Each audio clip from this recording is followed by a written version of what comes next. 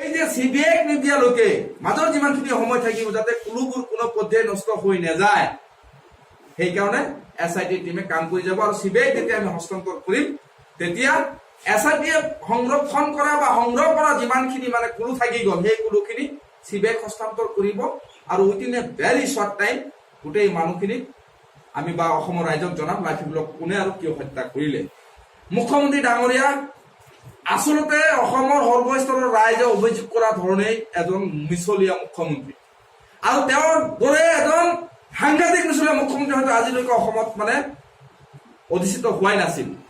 নহ'লে জাতি ধৰ্মৰ কোনো কথা নাই, সৰ্বস্তৰৰ ৰাইজে বিচাৰিছিল যে লাফিকুল ইছলামে ন্যায় পাওক, লাফিকুল ইছলামৰ পৰিয়ালে ন্যায় পাওক, অসমৰ ৰাইজে ন্যায় পাওক, যাতে দ্বিতীয় মানে কিবা নহয় পৰাগ দাসৰ যাতে এক্সাম্পল হৈ নাথাকে, যাতে বস্কৰ শৰ্মাকৰ এক্সাম্পল হৈ নাথাকে, এফচুৰ প্ৰয়াত সভাপতি এজনক গুলীয়াই হত্যা কৰা হ'ল তাৰ ন্যায় নহ'ল, যাতে তেনেকুৱা ধৰণৰ দৃষ্টান্ত হৈ নাথাকে। কিন্তু তাৰ পিছতো সেই একে দিশতে গৈ আছে, আপোনাৰ লেটেষ্ট অসমত যিমানখিনি হত্যা হিংসা হ'ল সেই হত্যা হিংসাৰ সৈতে জড়িত কোন কোন ব্যক্তি আছে তেওঁলোকৰ স্কেচ অংকন কৰি পেলাই যদি 12 ঘণ্টা নেযাওঁতে দুৰ্বৃত্তক কৰায়ত্ব কৰি পেলাই ৰাজহুৱা আৰু উপযুক্ত শাস্তিৰ ব্যৱস্থা কৰিব পাৰে, লাফিকুল ইছলাম আহমদৰ দৰে এজন প্ৰতিবাদী কণ্ঠক দিন দুপৰতে গুলীয়াই হত্যা কৰাৰ পিছত স্কেচ কৰাৰ কাৰণে পশ্চিমবংগৰ পৰা মানুহ অনা হ'ল, শিল্পী অনা হ'ল, SIT গঠন কৰা হ'ল, CIDও বোলে ইনভলভ হৈ থাকিল, সিবিআইক এটা বছৰ হ'ল হস্তান্তৰ কৰা হ'ল, আজিলৈকে লাফিকুল ইছলামক কোনে হত্যা কৰিলে আৰু কিয় হত্যা কৰিলে এই কথা ৰাইজে কিয় গম নেপাল। এই কথা দ্বাৰা এইটো কথা প্ৰতিষ্ঠা হ'ল নেকি যে বিভিন্ন পক্ষই অভিযোগ কৰা অনুসৰিয়ে লাফিকুল ইছলাম আহমেদক চৰকাৰৰ পৃষ্ঠপোষকতাত ৰাজনৈতিক ছত্ৰছায়াত হত্যা কৰা হ'ল। সেই কথা আজিৰ দিনত চৰকাৰে নিজেই প্ৰতিষ্ঠা কৰি দিছে আৰু অসমৰ ৰাইজ বুজিবলৈ বাকী নাই। আৰু সেইকাৰণে এইটো কথাও নিশ্চিত থাকক চৰকাৰে যে 1 আগষ্টত আমি ABMCয়ে লাফিকুলৰ মৃত্যু দিনটোক ছাত্ৰ সংহতি দিৱস হিচাপে পালন কৰিবলৈ বা উদযাপন কৰিবলৈ গৈ আছো। বিভিন্ন জাতি জনগোষ্ঠীৰ মাজত ঐক্যৰ এনাজৰী সুদৃঢ় বা শক্তিশালী কৰাৰ কাৰণে লাফিকুল ইছলাম আহমেদে কাম কৰিছিল। কেৱল সংখ্যালঘু জাতি জনগোষ্ঠীৰ হৈ পেলাই তেওঁ কাম কৰা নাছিল। এই বিটিডি অঞ্চলৰ নিষ্পেষিত নিৰ্যাতিত যিসকল মানুহ আছে, যিসকল মানুহে গণতন্ত্ৰত বিশ্বাসী, সংবিধানৰ প্ৰতি বিশ্বাসী, সাংবিধানিক অধিকাৰৰ পৰা যিসকল জাতি জনগোষ্ঠী মানে বঞ্চিত হৈ আছিল, সেইবোৰ মানুহক একত্ৰিত কৰি পেলাই এক নতুন পৰিচয় গঢ়াৰ যি প্ৰয়াস কৰিছিল। আৰু সেইকাৰণে লাফিকুল ইছলাম আহমেদৰ মৃত্যুৰ দিনটোক আমি ABMC ছাত্ৰ সংহতি দিৱস হিচাপে উদযাপন কৰিবলৈ গৈ আছো। তাত আমি অসমৰ প্ৰত্যেকটো জাতীয় দল সংগঠন, সেই সংগঠনৰ প্ৰতিনিধিক আমি তাত আমন্ত্ৰণ জনাইছো। সেইটো আমাৰ উদযাপন নহ'ব, সেইটো এটা সুখৰ দিন হ'ব। এটা বছৰ পিছত সেইখন সভাৰ জৰিয়তে আমি গোটেই অসমবাসী ৰাইজক পুনৰবাৰ সোঁৱৰাই দিব খুজিম যে লাফিকুল ইছলামে আজিৰ দিনলৈকে ন্যায় পোৱা নাই, আৰু ন্যায় নোপোৱাৰ কাৰণে চৰকাৰেও আজি 1 আগষ্টৰ পৰা সজাগ হ'ব লগা হ'ল, চৰকাৰ সাজু হ'ব লগা হ'ল। যিকোনো কেছ মোকদ্দমা আমাৰ ওপৰত নিদিয়ক কিয়, আমাৰ প্ৰতিবাদী কণ্ঠ যেনে ধৰণে তেওঁলোকে মানে ৰুদ্ধ কৰাৰ চেষ্টা নকৰক কিয়, চৰকাৰে বিভিন্ন ৰং সানি পেলাই, বিভিন্ন কলা কৌশল প্ৰয়োগ কৰি পেলাই লাফিকুল ইছলাম আহমেদৰ হত্যা ন্যায় নোপোৱালৈকে আমি কিন্তু আন্দোলন কৰি যাম। 1 আগষ্টৰ পৰা আন্দোলনৰ শুভাৰম্ভণি আকৌ হ'ব। আৰু সিদিনাৰ পৰা যিকোনো ধৰণৰ আইন শৃংখলা জনিত যদি কোনো কাৰণ সৃষ্টি হয় তাৰ কাৰণে চৰকাৰে জগৰীয়া হ'ব, এই কথা আমি স্পষ্ট বা পুনৰাই ভৰাই দিয়াৰ কোনো কথা নাই। কিয়নো এটা বছৰ আমি ধৈৰ্য ধৰিছো, এজন প্ৰতিবাদী কণ্ঠ গুলীয়াই হত্যা কৰা হ'ল, আজিলৈকে কোনেও নাজানিলে তেওঁৰ হত্যাৰ সৈতে কোন জড়িত।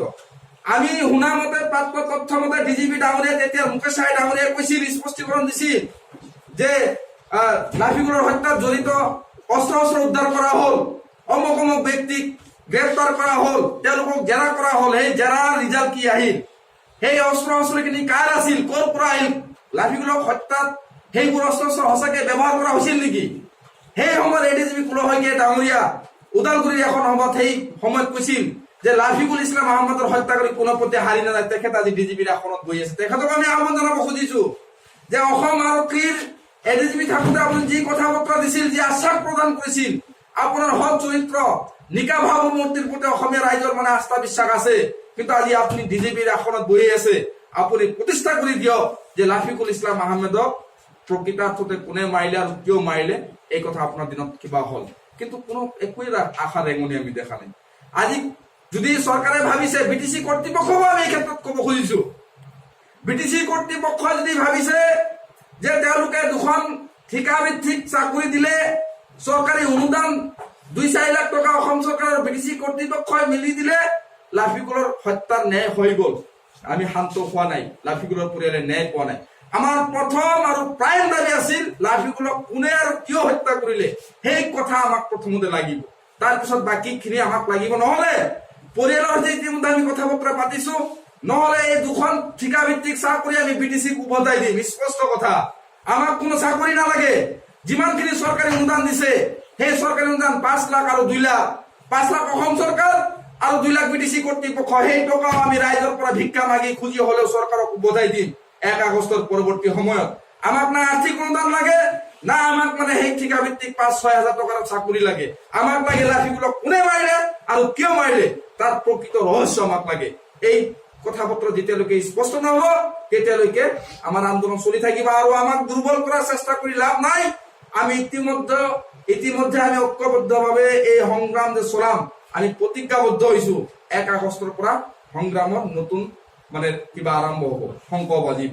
তো এইখিনি আজিৰ কিবা ক'ব লগা যদি আপোনালোকৰ কিবা আছে আপোনালোকে নিশ্চিতভাৱে ক'ব, কিন্তু এটা কথা আপোনালোকে মনত ৰাখিব, এইটো এনআৰচি লৈ পেলাই কিন্তু ষড়যন্ত্ৰ সাংঘাতিক ধৰণে চাৰিওপিনে চলি আছে। কথাটো মই আকৌ ৰিপিট কৰিব খুজিছো, বিভিন্ন প্ৰক্ৰিয়াৰ জৰিয়তে যেতিয়া চালে যে মানুহৰ সংখ্যা, এটা কথা আপোনালোকে জানে নে নাই বা আপোনালোকে লক্ষ্য কৰিছে নে নাই যে চৰকাৰৰ ৰুলিং পাৰ্টিৰ মানুহে, বিধায়কে, মন্ত্ৰীয়ে কৈছে, এটা সময়ত কৈছে 30 জনৰ পিছত কথা বতৰা কম, নাগৰিকত্ব সংশোধনী বিধেয়কৰ ক্ষেত্ৰত 30 জনৰ পৰৱৰ্তী সময়ত কথা বতৰা কম। এই কথা বতৰাবোৰে আমাক ভাবিবলৈ বাধ্য কৰিছে আজি যি সন্ত্ৰাস, মানুহে ভাত পানী এৰি দিব লগা পৰিৱেশ হৈছে। কাৰোবাৰ নাম এনআৰচি দ্বিতীয় খচৰাত আহিব নে নাই সেই কথা নিশ্চয়তা কাৰো হাতত নাই। মানুহে শংকা আৰু ভয়ৰ মাজত দিন কটাব লগা পৰিৱেশ হৈছে, আৰু এইটো শংকা ভয় কোনেও সৃষ্টি কৰা নাই, চৰকাৰে নিজেই সৃষ্টি কৰিছে। 2 মে'ৰ নিৰ্দেশনাৰ পিছত সীমান্ত আৰক্ষীৰ জৰিয়তে চৰকাৰে যেনে ধৰণৰ ষড়যন্ত্ৰত লিপ্ত হৈছে, এই ষড়যন্ত্ৰই মানুহক কিন্তু ভয় আৰু শংকাত সাংঘাতিক ধৰণে ঠেলি দিছে। এই ভয় আৰু শংকাৰ পৰা মানুহক মুক্ত কৰিব লাগিব আৰু চৰকাৰৰ এইটো প্ৰাইম দায়িত্ব। আৰু যদি চৰকাৰে ভাবিছে যে নাই এনেকে চলিব, তেনেহলে কিন্তু আমিও হাত সাবটি বহি নাথাকো। এনআৰচি দ্বিতীয় খচৰা ওলাওক, তাৰ পৰৱৰ্তী সময়ত আমি সাংঘাতিক ধৰণৰ গণতান্ত্ৰিক আন্দোলন আমি গঢ়ি তুলিম, স্পষ্ট কথা। এইখিনি আজি আমাৰ সংবাদমেলত ক'বলগীয়া। যদি আপোনালোকৰ ফালৰ পৰা কিবা ক'ব লগা আছে আমাক ক'ব পাৰে।